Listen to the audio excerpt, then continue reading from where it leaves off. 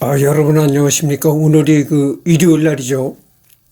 2026년 5월 10일 오전 8시 51분을 가리키고 있습니다. 이제 여기서부터 할 차례이죠. 음악사적인 측면에서 슈베르트를 평가하자면 뭐니 해도 가곡 분야에서 전무후무한 업적을 남겼다. 그렇죠. 내가 전번 시간에도 내가 얘기를 했잖아요. 중고등학교 음악 교과서에 슈베르트의 가곡들이 많이 실린다 이런 얘기를 했습니다. 그리고 슈베르트는 상당히 많은 가곡들을 보석 같은 가곡들을 남겼습니다. 슈베르트의 1천여 곡 가까운 그의 작품 중에서 3분의 2에 가까운 632곡이 바로 가곡인데, 바로 가곡처럼 짧고 복잡한 구성이 필요하지 않은 작품에서 슈베르트의 진가가 드러난다. 슈베르트를 한마디로 뭐라고 합니까? 가곡의 왕이라고 하잖아요. 그래서 전번 시간에도 내가 얘기를 했지만 보리수라는 곡이 있어요. 그런 가곡이 있는데, 성문 앞 샘물 곁에 서 있는 보리수. 여러분 유럽에 가면요. 유럽에 가면 오랫동안 예전서부터 내려오던 성들이 많이 있어요. 우리나라에도 성이 있잖아요. 그런 식으로 그렇게 성이 많다고 하죠. 그래서 성문 앞에 큰 보리수 나무가 있다 이거예요. 응? 성문 앞 샘물 곁에 성문 앞에 샘물이 있는데 그 샘물이 있는 그 부분에 보리수 나무가 큰 보리수 나무가 있다.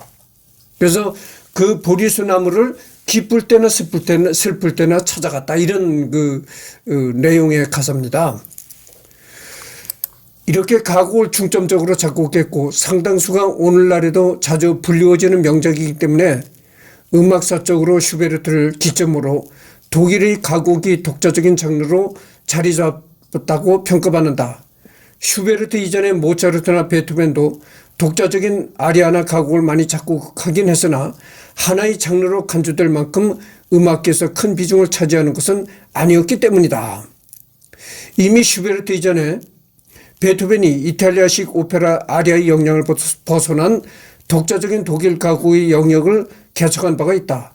베토벤은 가곡 아델라이데를 최초로 연주회의 공식 레퍼토리를 올리기도 했으며 성악과 피아노 반주를 연주 방식으로 확립하고 피아노의 역할을 확대했으며 가사의 내용에 맞춰 좀 더 감정을 진솔하게 드러내도록 했다. 그런데 슈베르트 가곡은 베토벤에서 한 단계 더 나아가서 가사의 내용과 운율에 정확하게 어울리는 선율과 리듬, 좀 더 섬세하고 세련된 악상을 추구했다. 한편으로 반주에서도 생명력을 부여해서 단순히 성악을 보좌하는 역할을 넘어 곡 전체의 분위기를 이끌고 성악과 일체를 이루어서 가사의 내용을 완성시키고 있다. 낭만주의 시계의 연가곡을 본격 유행시킨 것도 슈베르트이다.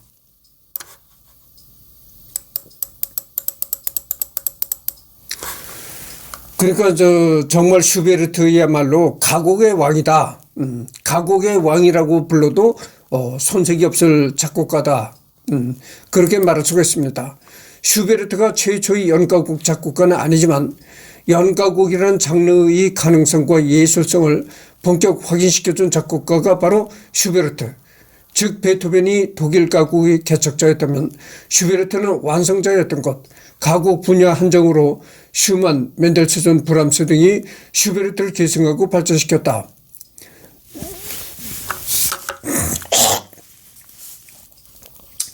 한편으로 후고 볼프, 리하르트 슈트라우스 같은 낭만주의 후기 독일 가곡 작곡가들은 박은의 영향을 받아서 슈베르트와는 상당히 다른 경량성을 보여주고 있다. 역사적 의의나 음악성을 떠나 슈베르트의 가곡들은 아름답고 인상적인 선율 덕분에 귀에 착 감기는 매력이 있다. 결코 부르기 쉽고 단순한 노래들이 아님에도 불구하고 듣다 보면 민요나 유행가처럼 절로 흥얼거리게 되는데 이게 바로 누구도 흉내낼 수 없는 슈베르트만의 매력일 것이다. 최초의 연가곡 작곡가는 아니지만 18세기부터 연가곡과 비슷한 시도가 있었는데 대작곡가급에서 작곡된 최초의 연가곡은 보통 1816년에 작곡된 베토벤의 가곡집 멀리는 연인에게 보고되고 있다.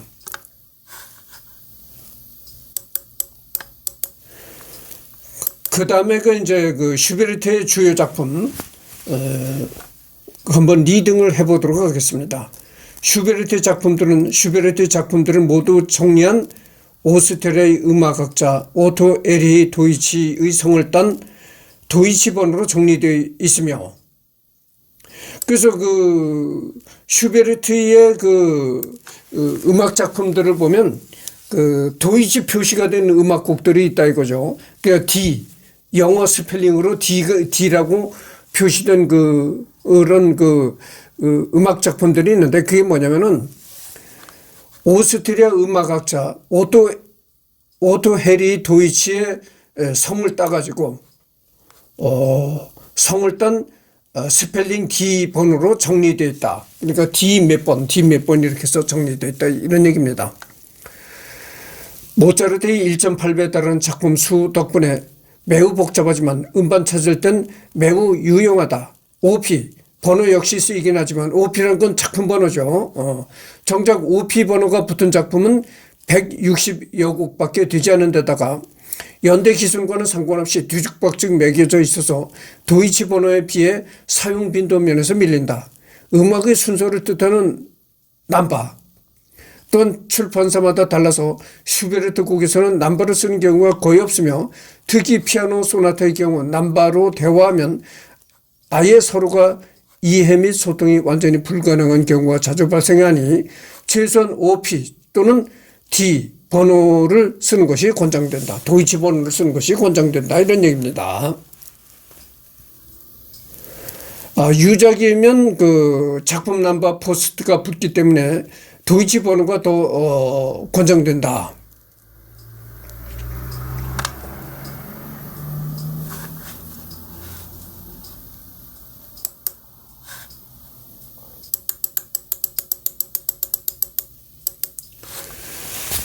완성작 대비 유난히 스케치, 단편, 미완성작의 비율이 높다.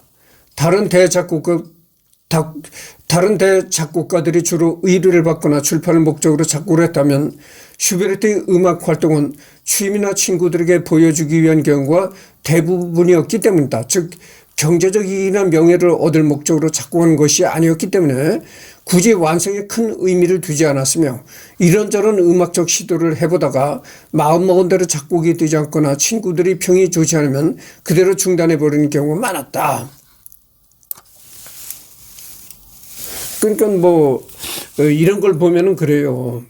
슈베르트가 이 작곡, 클래식 곡을 이렇게 작곡한 그런 행위를 보면은 이 클래식 음악을 작곡해서 어떤 명성을 내겠다든지 어떤 돈을 벌어보겠다든지 이런 목적에서 작곡했다기보다는 그냥 일상의 취미라든지 일상의 그냥 어떤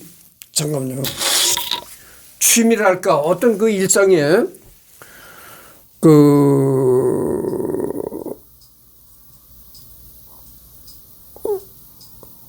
그런 행복감, 이런 거를 갖기 위해서 작곡을 했다, 이런 얘기입니다. 그러니까 쉽게 말하면 지금 내가 이승열이가 그렇잖아요.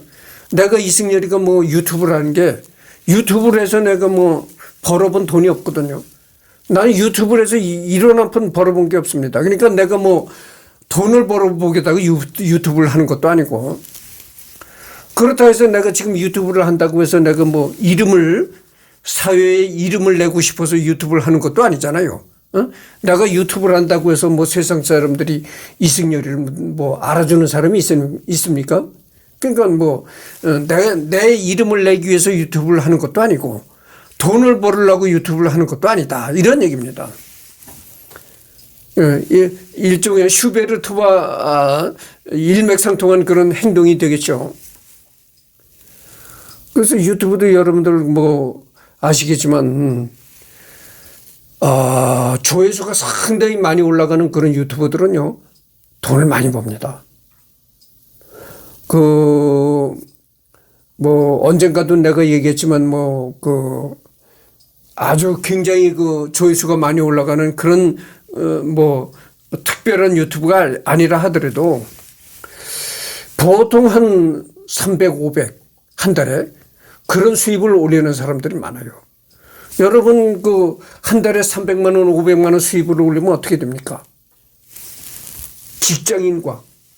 직장인과 대등하거나 아니면 직장인보다 오히려 더 약간 높은 그런 수입을 얻는 겁니다. 유튜브로.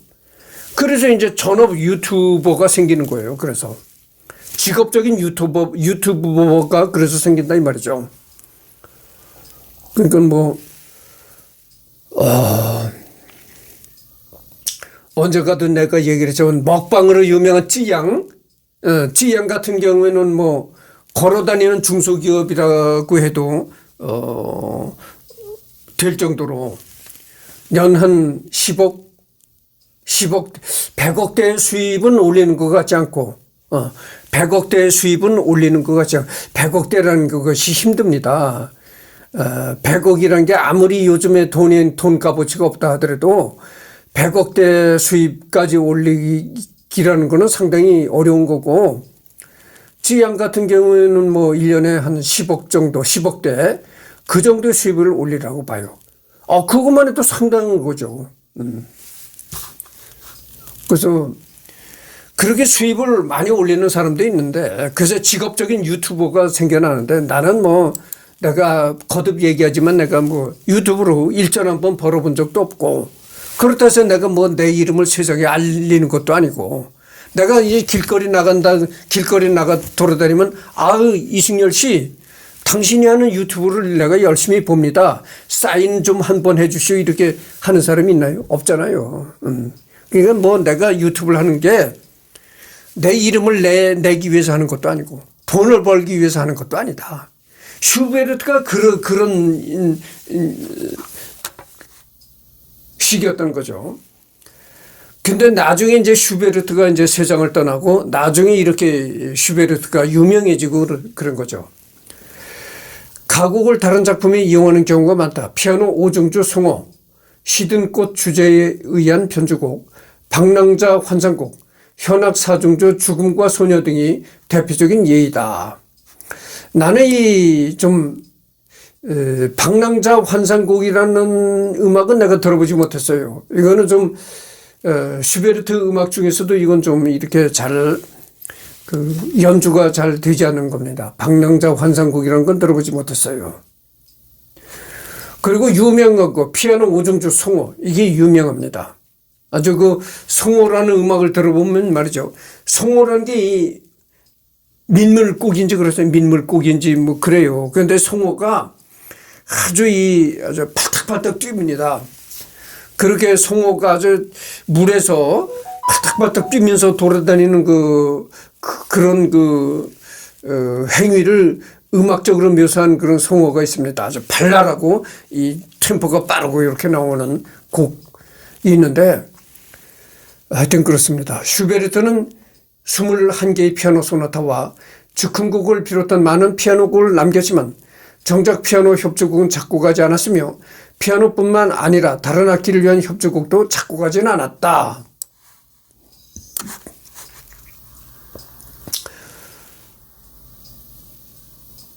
그래서 내가 뭐 처음에 슈베르트를 할 때 말을 잘못했습니다만은 이 슈베르트는 가곡의 왕이라고 할 만큼 가곡을 많이 작곡했고 또 피아노곡도 작곡을 많이 했는데 이 피아노 소나타라고 불리우는 그런 류의 곡들을 많이 작곡했지 협주곡은 작곡하지 않았다는 겁니다. 그러니까 뭐 피아노 협주곡, 바이올린 협주곡 이렇게 불리우는 협주곡은 작곡하지 않았다 이런 얘기죠.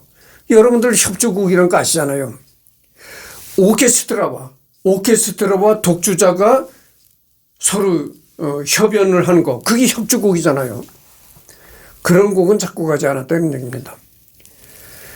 특정 악기를 위한 협주곡을 작곡하려면 해당 악기에 대한 연주법과 특성에 대한 이해가 필수인데 작곡 성량 항목이 있듯이 슈베르트는 악기에 대한 이해가 높은 작곡가가 아니었다. 그래서 협주곡을 작곡할 엄두를 못 냈던 것이다.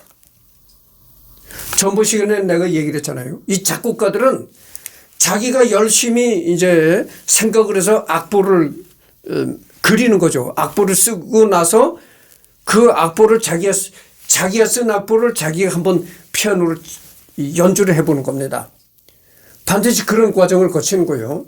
그래서 내가 작곡한 곡이지만 내가 작곡한 곡을 내가 피아노를 한번 쳐보는 겁니다. 시범적으로. 그런 과정을 거치는데 슈베르트는 그런 과정을 거치지 않았다고 내가 얘기를 했잖아요. 그러니까 다른 작곡가들에 비해서 이 슈베르트는 뭐 그 악기에 대한 악기를 이렇게 연주하고 그런 데 대한 그 이해가 부족했다. 이런 얘기입니다. 그러니까 여러분들 뭐 작곡가라고 해서 전 작곡가들은 전혀 악기를 다룰 줄 모른다 이렇게 생각을 하면 안 됩니다. 이 작곡가들이 말이죠. 물론 작곡가들이 모든 악기를 다 할 수는 없어요. 다 할 수는 없지만 피아노 정도는 기본이다 이거죠. 피아노는 기본이다. 그래서 자기가 작곡한 곡을 우선 자기가 피아노로 쳐보는 겁니다. 그런 과정을 거치는 거예요. 그래서 작곡가라고 이렇게 뭐 피아노를 전혀 몰라도 된다. 이거는 안 되는 거예요. 작곡가도 필수적으로 기본적으로 피아노는 칠 줄 알아야 된다 이런 얘기입니다. 근데 이 슈베르트는 그렇지 않았다고죠. 그래서 자기가 작곡한 곡을 피아노로 치는 그런 과정을 거치지 않았다 이런 얘기입니다. 그다음에 이제 교향곡이 나옵니다. 그래서 이제 슈베르트는 방금 전에도 내가 얘기를 했지만 슈베르트는 가곡을 많이 작곡했고 그다음에 교향곡도 작곡을 했는데 다만 협주곡은 작곡하지 않았다 이런 얘기입니다. 여러분들 교향곡은 뭐고 협주곡은 뭐냐 이렇게 또 얘기하실 분들이 있을 거예요. 교향곡과 협주곡이라는 건 다릅니다. 뭐가 다르냐면은 교향곡이라는 것은 말이죠. 쉽게 얘기해서 심포니라고 그러고 얘기를 하잖아요. 심포니. 교향곡이라는 건 뭐냐면은 오케스트라만이 연주가 되는 게 교향곡이에요. 그러니까 처음서부터 끝까지 오케스트라가 연주하는 오케스트라가 100% 오케스트라만 가지고 연주되는 그런 음악이 교향곡이다. 이런 얘기고 협주곡이라는 건 뭐냐면은 방금 전에도 내가 얘기했지만 뭐 피아노 협주곡, 바이올린 협주곡, 무슨 협주곡 이렇게 나온다는 얘기죠. 그거는 뭐냐면은 피아노 협주곡이라고 하면은 피아노 독주자와 오케스트라가 서로 이렇게 협연이 되는 거. 그거를 협주곡이라고 하는 거죠. 그리고 바이올린 협주곡이라는 건 바이올린 독주자와 오케스트라가 협연이 되는 거. 그거를 바이올린 협주곡이라고 하는 거죠. 그렇게 협주곡은 작곡을 하지 않았고 교향곡 그냥 100% 오케스트라만이 연주가 되는 거 그런 걸 작곡했다 이런 얘기입니다. 그래서 이거를 뭐 유튜브에 이런 곡이 슈베르트의 심포니 넘버 5 뭐 이런 게 있는데 한번 들어보도록 하겠습니다. 잠깐만요.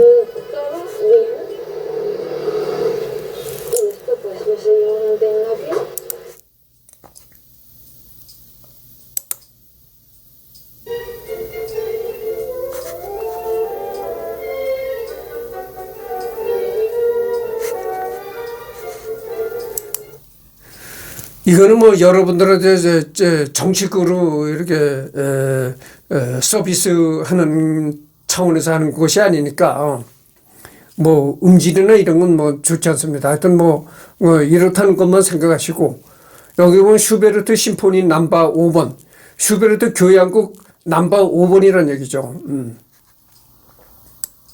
넘어가도록 하겠습니다. 그래서 지금 슈베르트를 하고 있는데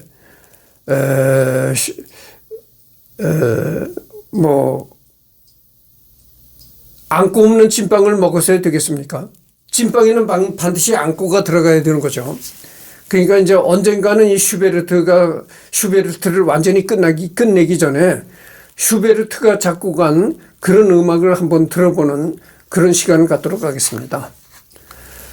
교향곡 제1번 D장조, 도이치 번호 82번, 교향곡 제2번 B 플랫 장조. 이게 B라는 거 이겁니다. B 플랫이라는 거죠. 요게 이제 음악적 전문 용어죠. B 플랫 장조. 도이치 번호 125번. 근데 이 B 플랫이라는 게 뭐냐면 말이죠. 이 악보를 보면 이 B 플랫 표시가 된 악보가 있습니다. 교향곡 제3번 D 장조. 도이치 번호 200 뭐 이렇게 나옵니다만은.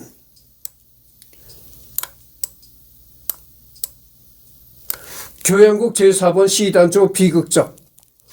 뭐 여러분들 요즘에는 대중음악이 득세하잖아요. 대중음악이 세상을 다 휘어잡았다 이런 얘기입니다. 득세라는 게 이제 한자 말인데 얻을 득 세상세 이런 글자예요. 그런 뜻입니다. 얻을 득 세상세. 그게 득세라고 하는 거든. 그러니까 세상을 다 얻었다 이런 얘기죠. 그러니까 대중음악이 다 세상을 얻은 겁니다. 그리고 이 클래식 음악은 그렇게 대중음악처럼 세상을 다 얻은 그런 득세를 하지 못했다 이런 얘기인데 그게 뭐냐면요. 클래식 음악은 이 음악을 들을 때도 이 대중음악을 듣는 그런 기분으로 들으면 안 됩니다. 그런 대중음악을 듣는 그런 감각으로 들으면 안 되는 거예요. 그래서 음악적인 그런 음악을 듣는 입장도 다르고 또 클래식이 왜 대중적으로 대중들한테 인기가 없냐면은 이렇게 제목이 까다롭습니다. 뭐 B 플랫 장조 이렇게 전문 용어가 들어가는 거예요. B 플랫 장조 장조가 있고 또 단조가 있어요.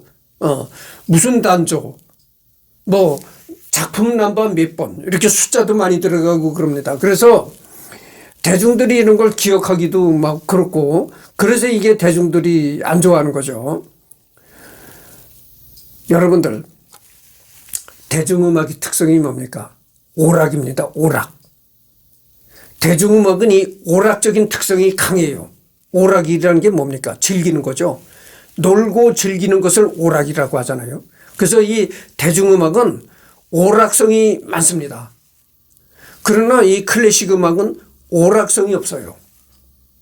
그래서 여러분들 대중음악은 나올 때는 막 춤을 추고 엉덩이를 들썩들썩하고 엉덩이를 막 빙글빙글 돌리고 뭐 춤을 요즘에 뭐 예전에 개다리 춤이라는 게 있었잖아요. 그거 얼마나 웃깁니까? 그래서 한바탕 그렇게 개다리 춤도 추고 돌아가고 하면은 다 까르까르 웃고 이런 면이 있다고죠. 그러나 클래식 음악은 그렇지 않다고죠.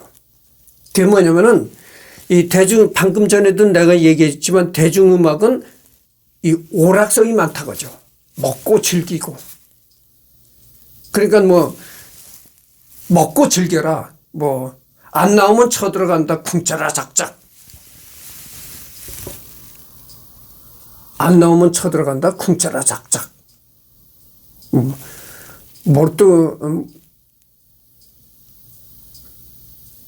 하여튼 뭐 그 많잖아요.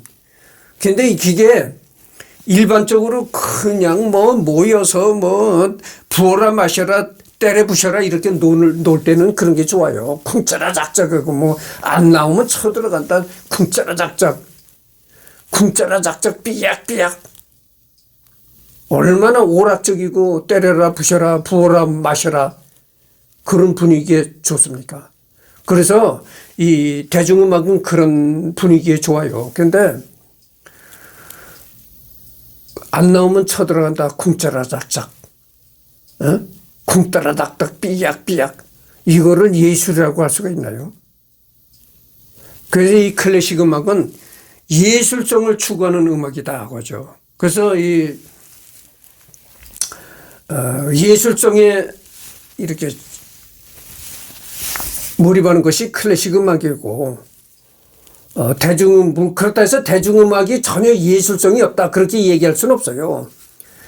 대중음악도 어느 정도 예술성이 있다고 봅니다. 대중음악도 예전에 아주 예술성이 있게 좋은 노래들이 있어요.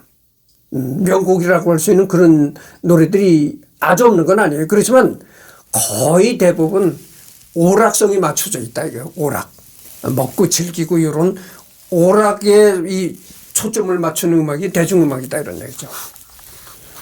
그래서 그 현대인들의 특징이 뭐냐. 지금 이 21세기를 살아가는 사람들의 특징이 뭐냐면은 심각하게 생각하고 심각한 분위기에 젖어드는 걸 싫어합니다.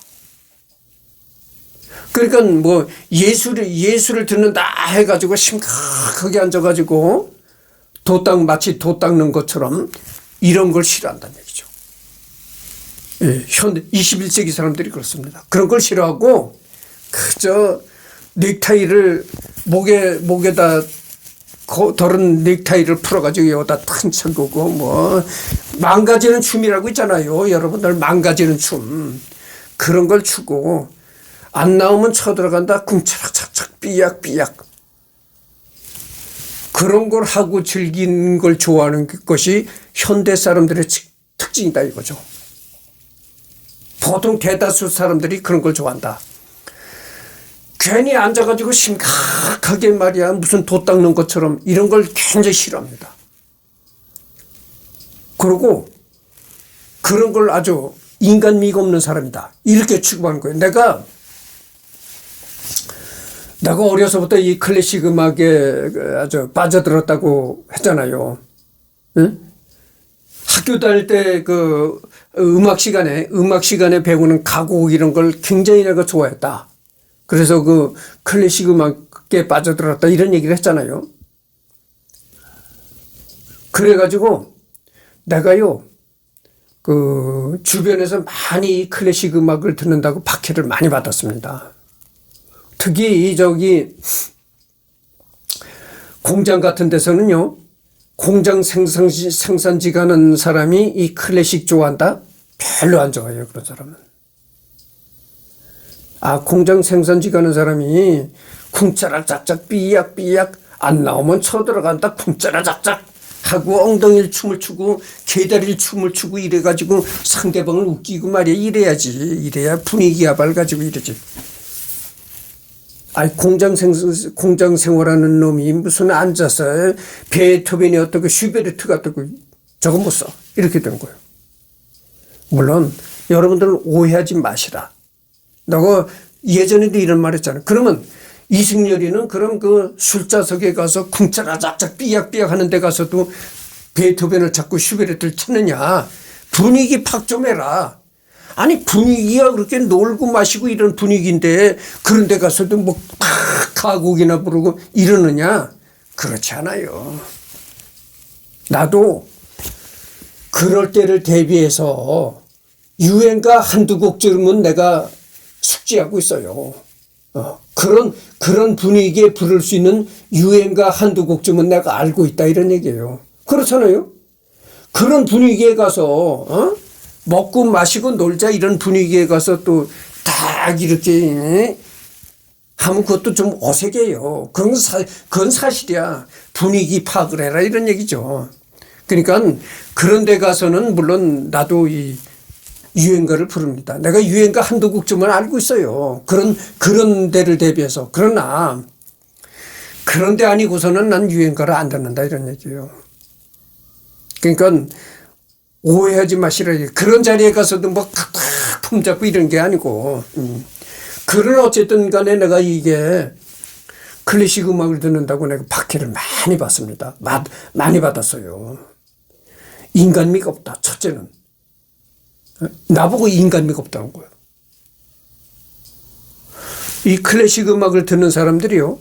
클래식 음악에 몰두하는 사람들을 잃어보면 인간미가 없게 보일 수도 있어요. 어디 가면 다 술 한잔 걸치고 거나하게 취해가지고 예전에 좀 나이 같은 사람 같으면은 뭐 황성예터의 밤이 되니 월색만 고요해 이런 걸 한 곡 좀 멋들어지게 뽑아야 인간미가 있게 보인다. 이렇게 얘기하는 사람들이 있어요. 물론 그것도 사실이에요. 그러니까 그래. 누가 그래. 술이 거나하게 취해가지고 황성예터를 한 곡 좀 멋들어지게 뽑고 아, 이런 사람이래야 인간미가 있어 보이지. 아니, 저건 뭐, 딱하니 앉아서 뭐야, 저거. 막 보시 앉아가지고 인간미가 없다. 인간미가 없다. 그래서 내가 이 클래식 음악을 듣는다고 인간미가 없다. 이승열이가 분위기 파악을 못한다. 그건 오해다 그죠. 분위기, 나는 그 노는 장소에 가서는 절대 클래식 그런 걸 안 합니다. 이제 방금 전에도 내가 얘기를 했잖아요. 유행가 한두 곡은 내가 알고 있다 그런 얘기를 했잖아요. 하여튼 내가 그리고 그렇게 인간미가 없다는 얘기든 내가 많이 들었고, 이 조직사회 가면 여럿이서 어울리는 이런 데 자리 가잖아요. 이 클래식 음악을 좋아하는 사람은 괜히 따돌립니다. 그리고 클래식 음악이라고 하면 대부분 따돌리고 겁을 먹어요. 아니, 저기 뭔데 클래식 음악을 듣지? 그러니까 클래식 음악이라고 하면 괜히 겁을 먹는다 이런 얘기죠. 그러니까 어려운 음악이야. 어려운 음악이다 해가지고 아예 겁을 먹고 따돌려 버린다 이거죠. 그래서 클래식 음악이라고 하면 첫째 선입견이 뭐냐면 어려운 음악, 이런 잘못된 선입견을 가지고 있어요. 그렇습니다. 그래서 아니 저런 음악을 어떻게 듣지? 응? 자기네 이 생각으로서는 도저히 이해가 안 간다 이거죠. 아니, 음악이라고 하면 엉덩이를 흔들고 어깨춤을, 누군가 그러더라고. 아이, 음악이 좀 이렇게 어깨가 등실 어깨춤을 추고 말이야. 이런 재미가 있어야 음악을 듣는 것이지. 아니, 저런 음악을 도대체 왜 들어? 이해를 못하는 거예요. 내가 아주 쉬운 쉬운 예를 한번 들어볼까요? 여러분, 애들이 어떤 음식을 좋아하나요? 쓴 음식을 좋아합니까? 단 음식을 좋아합니까? 단 음식을 좋아하잖아요. 뭐, 아이스크림, 단팥빵, 뭐, 젤리, 이런 게 다 뭡니까? 애들이 좋아하는 음식이다. 요게 뭡니까? 다 달달하다. 설탕이 많이 들어갔다. 그래서 애들 때는 쓴 음식을 싫어하고 달달한 음식만 좋아한다. 그게 애들이에요. 그러나 어른이 되면 어떻습니까? 물론 어른도 뭐 입맛은 똑같은 거니까 어른도 달달한 음식이 좋긴 하겠지만 어른이 되면 어떻습니까? 쓴 음식을 많이 먹어요. 어른이 되면. 술이 달달합니까? 여러분 술을 먹고 술을 딱 한 잔 들이키고 달달하다 이런 사람 봤어요? 술을 딱 한 잔 들이키면 다 성을 찡그리잖아요. 그러잖아요. 응? 그리고 상을 찡그리다. 그렇게 하고 상을 찡그리는 음식에 중독이 되는 겁니다. 쓴 음식에 중독이 되는 거예요. 쓴 걸 좋아한다. 이거 쓴 걸 좋아한다. 그러니까 내가 무슨 얘기를 하려고 이런 얘기를 하냐면은, 달달한 음식도 맛은 있는 거지만 그거는 차원이 낮은 음식이다. 쓴 음식을 즐길 줄 알아야 어른이 되는 거다 이런 얘기죠. 그런 차원에서 클래식 음악이라는 건 쓴 음식에 해당되는 음악이다. 유행가는 달달한 음식에 해당되는 음악이다 이런 얘기예요. 그러니까 차원이 낮을 때는 달달한 음식이 제일 좋습니다. 그러나 차원이 높은 어른이 되면요, 쓴 음식도 즐길 수 있어야 어른이 된다 이런 얘기예요. 쓴 음식도 즐길 수 있어야 차원 높은 사람으로 될 수 있다 이런 얘기죠. 그래서 내가 베토벤의 음악이라는 건 심각하다. 베토벤의 음악은 물론 100%다 그렇다는 건 아니에요. 그러나 한 80%가 베토벤 음악은요, 처음부터 아주 심각하게 나옵니다. 그러면 그거를 뭐라고 듣느냐? 이해를 못해요. 아니 음악이라는 게 들으면 춤이 동실동실 나고 이렇게 말이야 춤추고 돌아가고 쿵차락 짝짝 삐약삐약 이래야 되는데 아니 저거 심각하게 저건 뭐냐. 이게 차원이 낮은 거다 이거죠. 심각하면 심각한 걸 심각할 그런 심각한 그런 분위기에 젖어들 수가 있고 몰입할 수가 있어야 차원 높은 사람이다 이거죠. 쓴맛을 즐길 수 있어야 어른이다 이런 얘기예요. 그래서 얘기가 길어졌습니다. 그래서 오늘날 대부분의 대중들이 클래식이라고 하면 딱 벗어 딱 담을 쳐버리는 겁니다. 그래서 이 클래식 얘기만 했다면 바로 K-팝이 어떻고 이렇게 K-팝 타령이 나오는 거야. 그러나 여러분들 그 대중음악이 내가 대중음악을 비판하는 건 아니에요. 비판한다는 것 자체가 잘못된 거예요. 왜냐하면 이 세상이라는 건 말이에요. 대한민국이 북한과 같은 그런 그 획일적인 체제가 아니잖아요. 민주국가, 대한민국은 민주국가입니다. 민주국가의 특성이 뭡니까? 다양성이 있는 사회가 바로 민주국가예요. 그러니까 뭐 대중음악을 좋아하든 클래식 음악을 좋아하든 상대방이 나와 다른 음악을 좋아한다고 해서 무조건 그걸 비판하거나 멀리하지 말라 이런 얘기예요. 그래서 내가 그래요. 내가 이 클래식에 몰두하는 사람이지만 대중음악을 좋아하는 사람을 내가 비판하지 않습니다. 아니 그 자기 취향대로 사는 건데 뭘. 그잖아요. 민주국가에서 그렇잖아요. 다양한 사람들이 모여서 사는 게 민주국가다 이런 얘기예요. 그래서 뭐 누가 누구를 비판할 수 있는 그런 건 아니에요. 그러나 다만 이런 건 있어요. 대중음악 듣는 사람이 클래식 음악을 대부분 비판을 많이 합니다. 그러나 클래식 음악을 듣는 사람은요, 대중음악을 비판하지 않아요. 그런 차이가 있습니다. 그러니까 대중음악을 듣는 사람은 클래식 음악을 뭐 인간미가 없다, 뭐가 없다 이렇게 비판하지만 클래식 음악을 듣는 사람은 대중음악 듣는 사람을 비판하지 않아요. 그런 차이가 있습니다. 그런데 우리가 딱 한 가지 이제 생각할 수 있는 게 뭐냐면은 세상 사람들이 다 대중음악을 좋아하고 뭐 엉덩이 흔들는 걸 좋아하고 쿵짜락 짝짝 삐약삐약을 아무리 좋아한다고 해도 클래식 음악이 없어지질 않습니다. 그게 왜냐면은 클래식 음악이 없어지지 않는다는 걸 내가 왜 얘기를 하냐면은 없어지지 않는 원인이 뭐냐. 클래식 음악이라는 건요. 인류가 쌓아온 정신문화입니다. 정신유산이에요. 인류가 쌓아온 정신유산이 없어집니까? 안 없어지는 거예요. 없어질 수가 없는 겁니다. 그러니까 세상의 음악은 두 가지 수레바퀴가 동시에 굴러가는 거예요. 한쪽은 이제 대중음악이라는 굴레바퀴, 한쪽은 이제 인류의 정신문화 유산이라는 굴레바퀴. 그래서 인류의 전통적인 정신문화 유산과 대중화된 대중음악이 동시에 두 바퀴가 흘러간다 이거죠. 굴러간다 이거죠. 그러니까 쌍두마차 바퀴가 흘러간다 이거죠.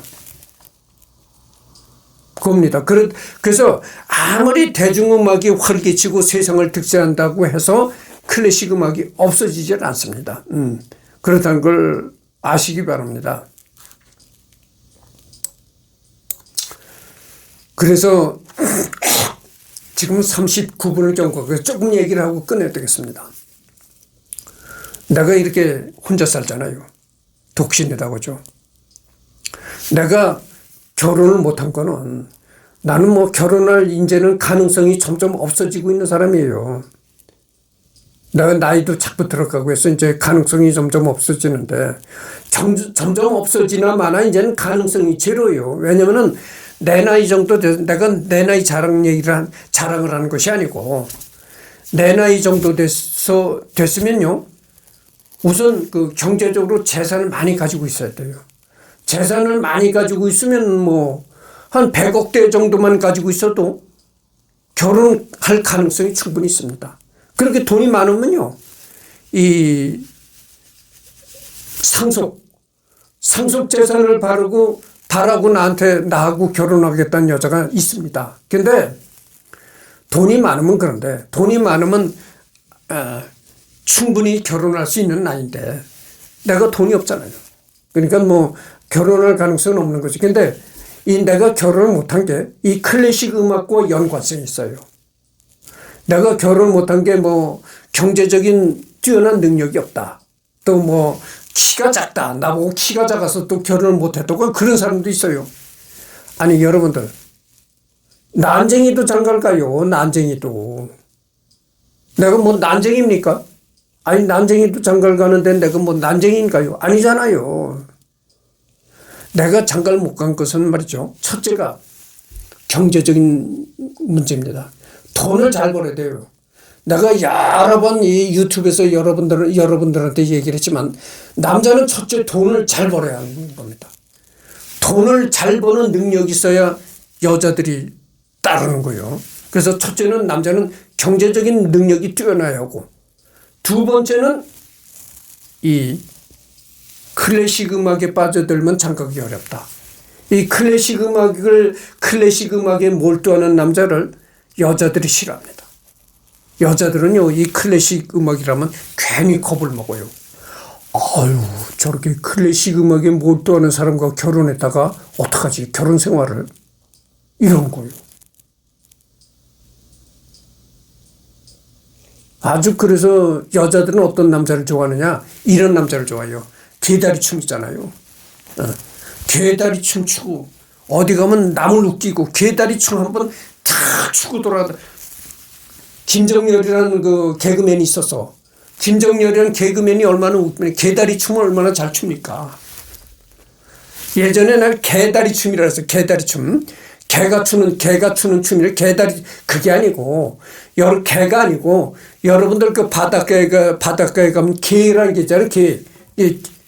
그 개를 말하는 거예요. 그 바닷가에 나오는 개다리 춤이다 이거예요. 그래서 한 번씩 개다림을 추고 돌아가면 여자들이 입이 이렇게 찢어지고 하하 웃고 그래. 배꼽을 쥐고 웃고 그래. 아, 저 사람하고 결혼하면 참 재밌겠다. 나한테 사랑을 듬뿍 주겠다. 이래가지고 그런 사람은 따르는데 심각하게 앉아가지고 뭐 베토벤이니 슈베르트니 이러는 사람은 여자들이 거리감을 둔다 이거죠. 가까이 하기엔 먼 당신이 돼버린다 이거예요.